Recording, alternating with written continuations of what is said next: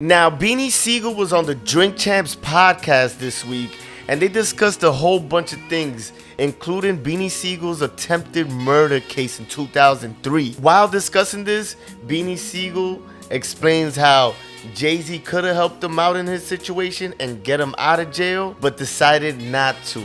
And I want to bring this to you guys and see what y'all think. Shout out to all the yo-yas on the east side. It's your boy KD. Make sure you like the video, subscribe to the channel.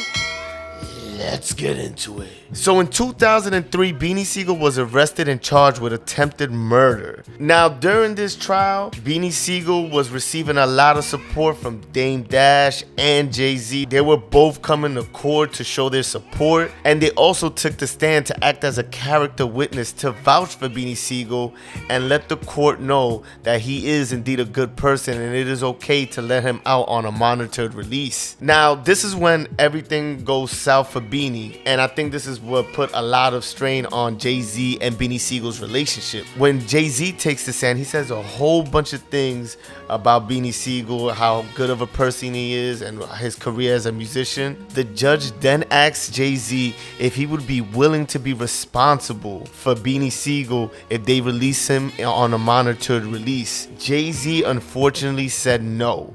Looked at the business, it was La Familia, La Familia, La Familia. We are family. All you had to do, you got me. So at that time, when I'm going to court, and we about to be on tour. We on tour. So a whole nother tour. Yeah, we on a whole nother tour. So, I'm going for my bail hearing in the feds, and the judge asked Jay, everybody's saying all these good things and all that, the character witnesses, Dame, and, everybody's saying, and even Jay said a whole lot of good things about me, and the judge was going to let me go, monitor.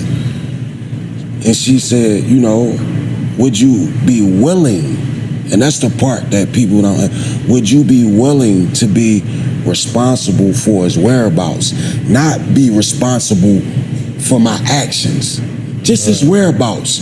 Would you be willing to do that? Provide us with all the information, saying that he's going to be here, there. And after all that good shit, and he said no. But it was like the way he said it. And he put his head down, he was like, no, I've never been crushed like that ever in my life. Cause I'm like, damn, this is my man, like, how? And I looked at it like, all right, no. What if I had to get the fuck out of there? I'm in jail, I'm stood tall, all my shit. But what if I really needed to go? This was going in my mind. Like get out of jail, you say? Like, yeah, like, bro, I had attempted murder and in the state and the federal gun charge and all this shit. The 40 years is over. This is what I'm facing, 40 years. Right. What if in my mind, I'm thinking like, damn, what if I really needed to roll? Be on a run and go. Like, I'm from like, this is my man and I love him. If he skipped back, no, I'm getting my man, I'm getting him out by any means necessary. So for me to look him in his eyes, and I'm shackled around the wrist, ankles and everything, and my man was like, no. Like that fucked me up. It took everything in me not to like let one go. Like that took away a lot of shit that I thought that we had. Right. Like that's big bro. Yeah.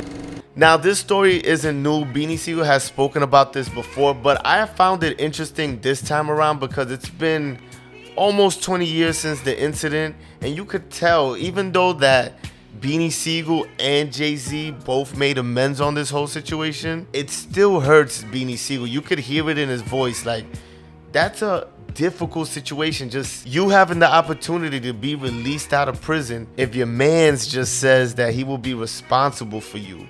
But Jay opted not to do that.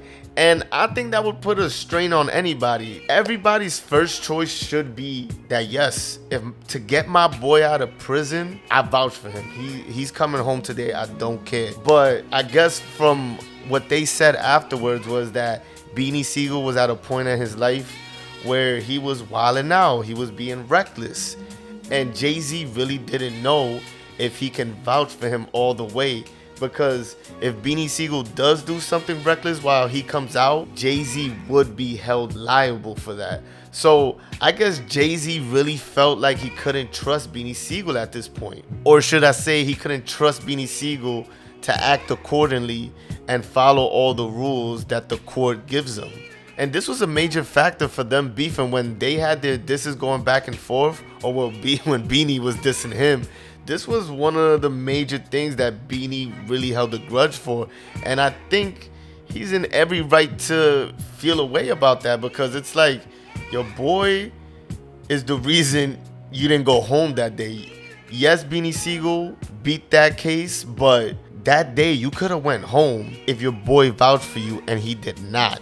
So I know that put a big strain on their relationship at the time. But what do y'all think? Do you think Jay-Z should have vouched for Beanie Siegel at that moment?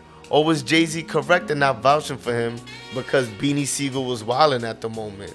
I see both ways, but I honestly think I wouldn't want to see my boy in that predicament. We getting you home today. But, you know, some people don't want to take care of grown men, and I understand that too. Y'all let me know what y'all think in the comments. Make sure you like the video, subscribe to the channel. I'm out of here.